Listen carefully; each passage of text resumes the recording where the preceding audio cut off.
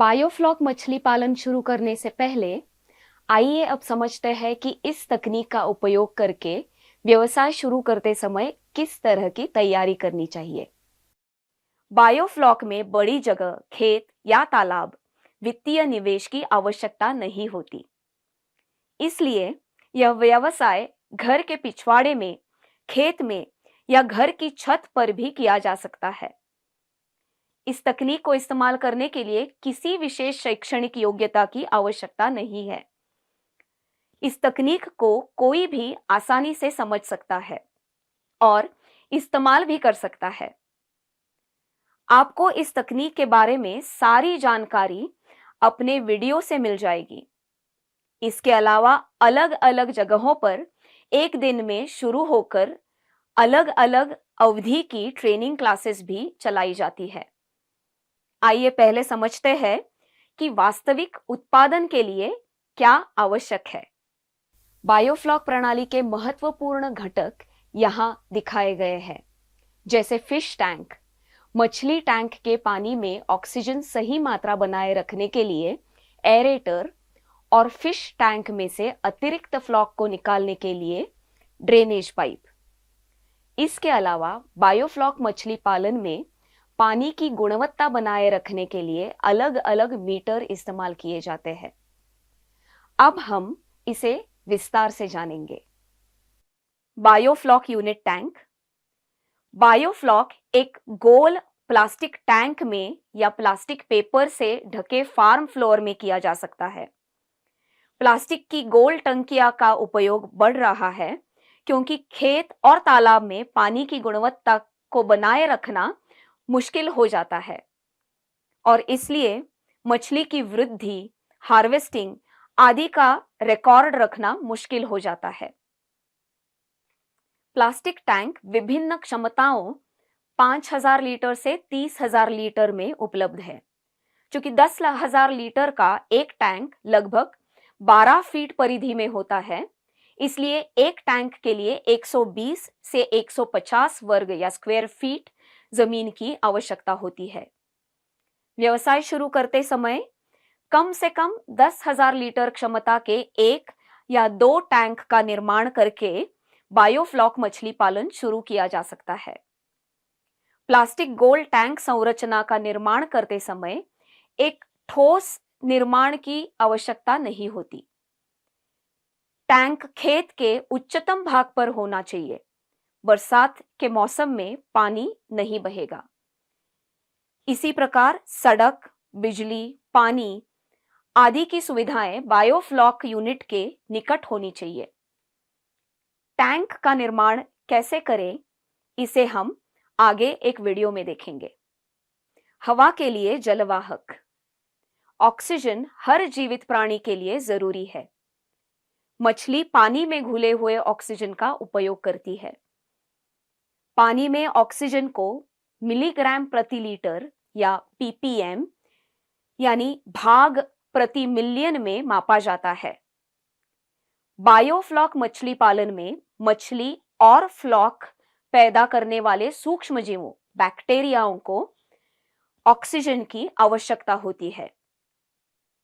Bacteria की संख्या जितनी अधिक होगी, उतनी ही अधिक ऑक्सीजन वे स्वाभाविक रूप से उपयोग करेंगे। इसलिए मछली या तो कम बढ़ेगी या मर जाएगी। इसलिए बायोफ्लॉक टैंक में ऑक्सीजन की सही मात्रा होना बहुत जरूरी है। जलवाहक एक वायु पंप है जिसका उपयोग ऑक्सीजन को पानी के साथ मिलाने के लिए किया जाता है।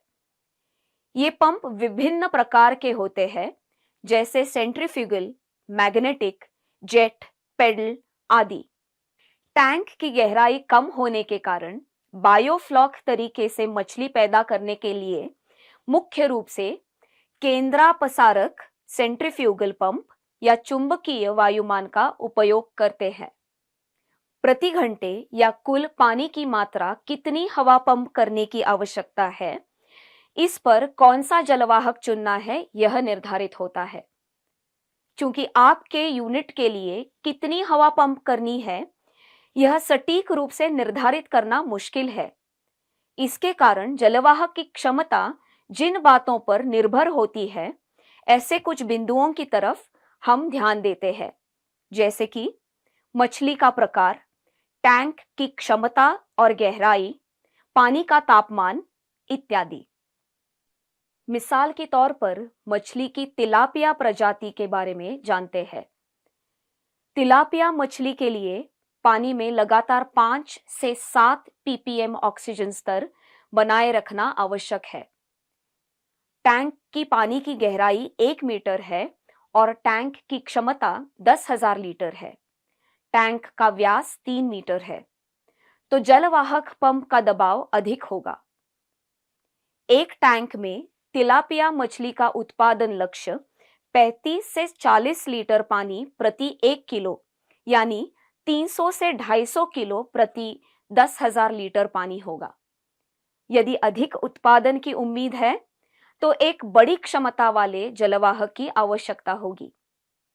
पानी का तापमान 25 से 28 डिग्री के बीच में होगा। अगर पानी का तापमान गिरता है तो पानी में ऑक्सीजन अधिक जमा हो जाएगी, इसलिए कम क्षमता वाले जलवाहक पंप की आवश्यकता होगी। लेकिन बायोफ्लॉक मछली और बैक्टीरिया के विकास के लिए 25 से 28 डिग्री तापमान आवश्यक है। बायोफ्लॉक बैक्टीरिया का ढेल 40 मिली प्रति 1 लीटर पानी की दर से स्थिर होना चाहिए। पानी में ऑक्सीजन मिलाने के लिए मध्यम आकार के बुलबुले बनाने चाहिए। इसके लिए बहुत महीन छेद वाले प्लास्टिक डिफ्यूजर या ट्यूब का इस्तेमाल किया जाता है। इन सारी बातों को ध्यान में रखते हुए ऐसी बायोफ्लॉक यूनिट के लिए 0.5 हॉर्स पावर का सेंट्रीफ्यूगल पंप और 2 मीटर डिफ्यूजर डक्ट का उपयोग किया जा सकता है। बायोफ्लॉक टैंक के ऊपर एक छत होनी चाहिए, जिसके कारण सूरज की रोशनी सीधे टैंक में प्रवेश नहीं करेगी। जैसे ही सूरज की रोशनी सीधे मछली के टैंक में जाती है, शैवाल बढ़ते हैं और ऑक्सीजन की मात्रा भी बदलती है। कम ऑक्सीजन से उत्पादन कम हो सकता है और यहां तक कि मछलियां मर भी सकती है। आमतौर पर पानी में पर्याप्त ऑक्सीजन के स्तर को बनाए रखने के लिए कुल लागत का 10 से 15% हिस्सा होता है। बायोफ्लॉक मछली पालन की कुछ पूर्व तैयारी हमने इस मॉड्यूल में देखी। अगले मॉड्यूल में हम टैंक के पानी और उससे जुड़ी उपकरणों के बारे में जरूरी पूर्व तैयारी के बारे में बात करेंगे।